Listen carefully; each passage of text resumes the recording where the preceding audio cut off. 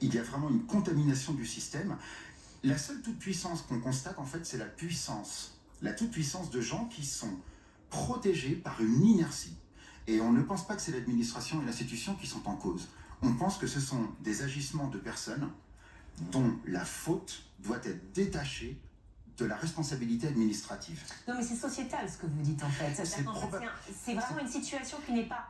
Quand vous dites institutionnel, ça va bien plus loin finalement. C'est culturel presque. Parce que vous me faites penser, quand vous parlez du rectorat, à Charline Avenel par exemple, qui avait vécu en fait pareil, une situation très compliquée avec cette lettre des parents qui avaient expliqué cet enfant qui subissait des harcèlements. Alors là, on parle pas de la même chose, on parle d'enfants, mais qui subissait des harcèlements et qui n'a pas été prise en compte. Une situation quand même, on le voit bien, c'est une sphère globale finalement où on entend, on se dit oui ça existe, mais bon...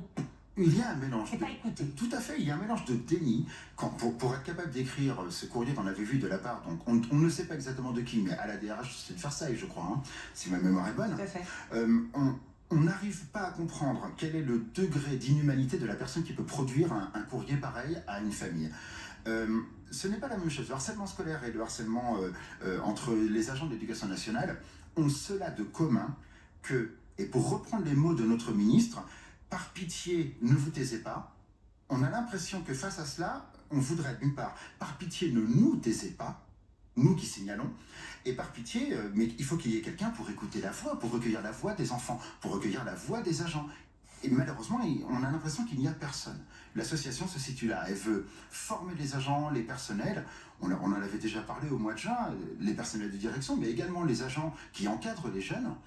Parce que cette exemplarité, c'est la seule façon de renouer le dialogue avec la jeunesse.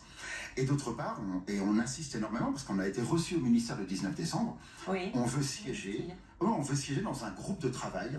Comment vous a reçu Darger Frelou, ministre de l'Éducation? On est quand même plus préoccupé aujourd'hui par la situation des professeurs aujourd'hui.